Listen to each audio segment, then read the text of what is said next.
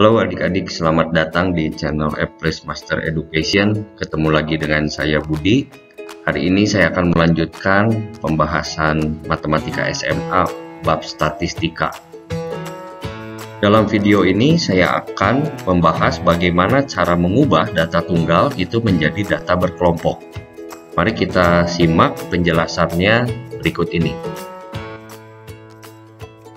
Nah, agar data yang jumlahnya besar, mudah dipelajari atau diolah, maka kumpulan data-data tersebut biasanya kita kelompokkan dalam bentuk tabel atau kita sebut sebagai daftar distribusi frekuensi. Nah, ada langkah-langkah untuk menyusun daftar distribusi frekuensi atau menyusun tabel. Yang pertama itu kita harus menentukan jangkauannya dulu. Ya, seperti pernah kita pelajari, jangkauan itu adalah data terbesar dikurangin data terkecil. Lalu langkah kedua, kita menentukan banyaknya kelas.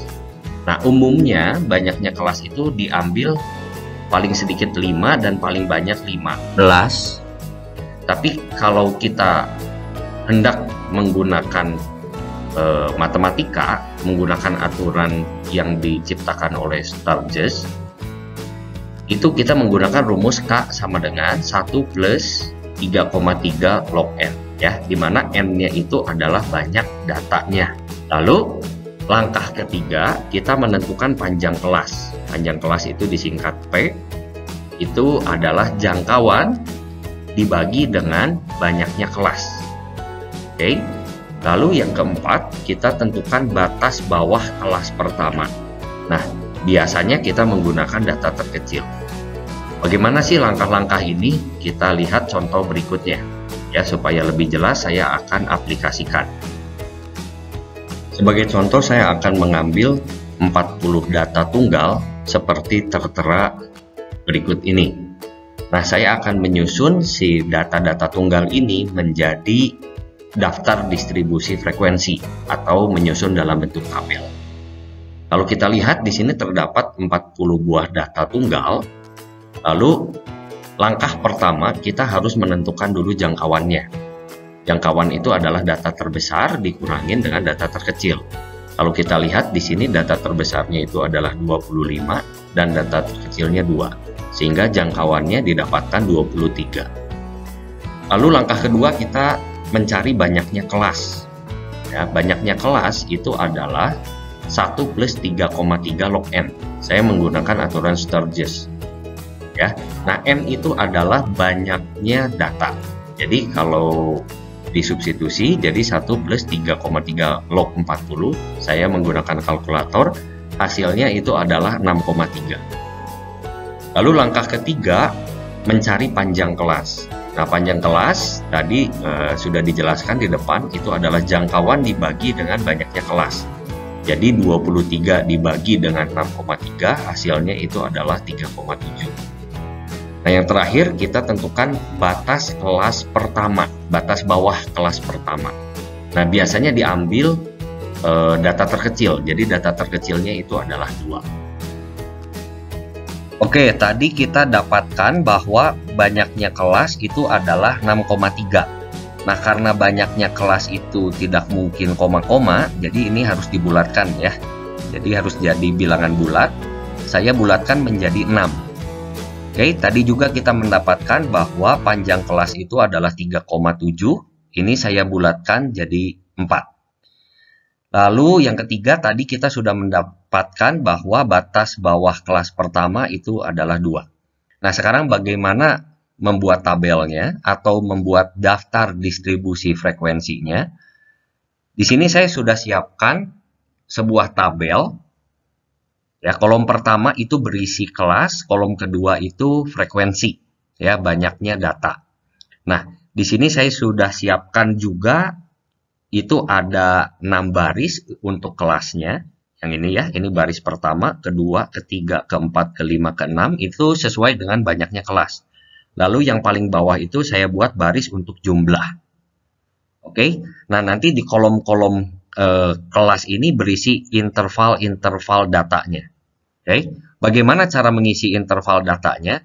Tadi batas bawah kelas pertama itu adalah 2. Ya, itu diambil dari data yang paling kecil.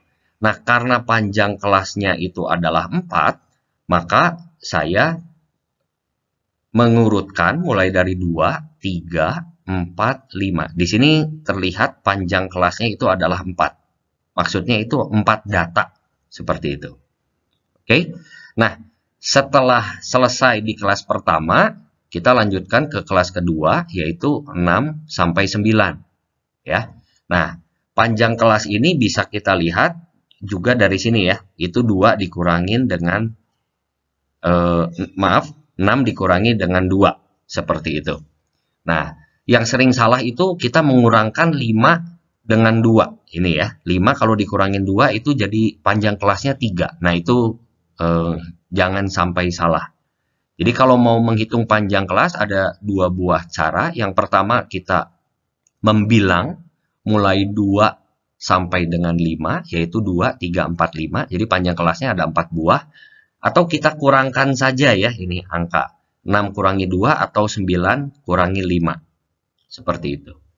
Oke, jadi kelas berikutnya 10 sampai 13, 14 sampai 17, 18 sampai 21, 22 sampai 25. Nah, ini disebut dengan kelas pertama, ini disebut kelas kedua, kelas ketiga, kelas keempat, dan seterusnya. Jelas ya adik-adik? Nah, bagaimana untuk kolom frekuensi? Kolom frekuensi kita harus mencari data-data yang nilainya dari 2 sampai dengan 5. Nah, di sebelah sini saya sudah tuliskan kembali data yang diberikan tadi di halaman depan. Kita cari data 2 sampai 5 ya. Nah, ini adalah data yang nilainya mulai dari 2 sampai dengan 5. Di situ terlihat ada 4 buah data. Oke.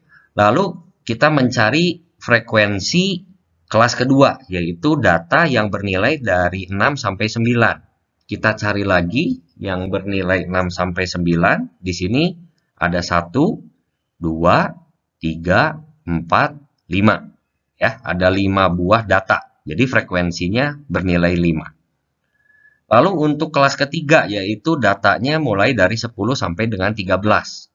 Nah, dari 10 sampai dengan 13, kita lihat ini ada 1, 2, 3, 4, 5, 6, 7, ada 8 buah data.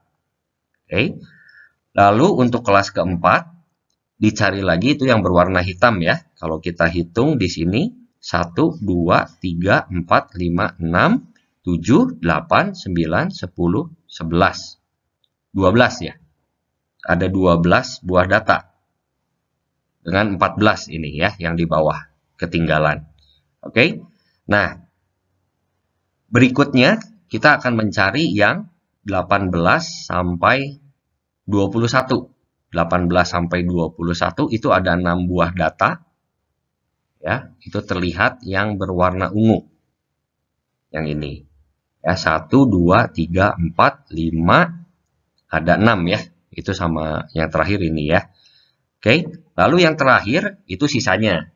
Berarti yang tidak dibikin lingkaran. Itu ada 5 buah. Oke, jadi totalnya itu ada 40 buah. Ya, adik-adik harus hati-hati, di sini harus teliti ya. Jangan sampai ada data yang tertinggal. Nah, begitu cara membuat tabel atau daftar distribusi frekuensi.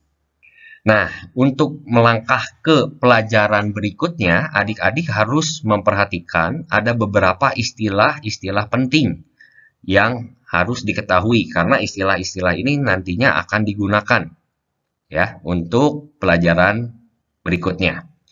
Yang pertama itu adalah batas bawah kelas.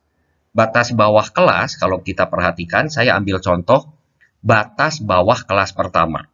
Nah, tadi kelas pertama itu yang ini, batas bawah kelas itu adalah ini ya, itu yang paling kecil. Berarti batas bawah kelas pertama itu adalah 2. Lalu sebagai contoh lagi kita lihat batas bawah kelas ketiga. Nah, kelas ketiga itu yang ini, sehingga batas bawah kelasnya itu adalah berapa ya? 10 betul. Lalu yang kedua, istilah yang penting juga itu adalah tepi bawah kelas. Nah, di sini saya beri lambang B. Oke, tepi bawah kelas itu adalah batas bawah kelas dikurangi dengan 0,5. Sekarang kita lihat contohnya tepi bawah kelas pertama.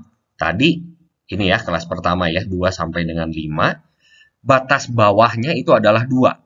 Jadi 2 dikurangi dengan 0,5. Itu menjadi tepi bawah kelas pertama. Hasilnya adalah 1,5. Oke. Nah, sebagai contoh lagi kita lihat tepi bawah kelas kedua. Kelas kedua batas bawahnya adalah 6. Lalu 6 dikurangi dengan 0,5. Hasilnya 5,5. Itu adalah tepi bawah kelas. Nah, selain tepi bawah juga ada tepi atas. Ya, tepi atas kelas sama prinsipnya, cuman kita lihat yang paling kanannya. Kita lihat tepi atas kelas pertama, itu datanya itu adalah 5, nanti ditambahkan dengan 0,5. Jadi kalau tepi bawah dikurangi, tepi atas itu ditambahkan. Oke, jadi hasilnya 5,5. Kita lihat lagi contoh, tepi atas kelas kelima. Kelas kelima itu adalah yang ini ya, 18 sampai 21. Kita lihat yang paling kanannya itu adalah 21. Ditambahkan dengan 0,5 jadinya 21,5. Istilah terakhir itu adalah titik tengah kelas. Nah, titik tengah kelas ini saya ilustrasikan sebagai wakil dari tiap kelasnya. Oke. Nah, untuk kelas pertama yang 2 sampai dengan 5 ini, saya perlu wakil nih dari kelas ini. Nah, itu wakilnya disebut titik tengah. Diberi lambang XI. Bagaimana mencari titik tengah kelas? Kita langsung jumlahkan saja si kelas pertama tadi, ujung-ujungnya ya, itu 2 ditambah dengan 5, dibagi dengan 2.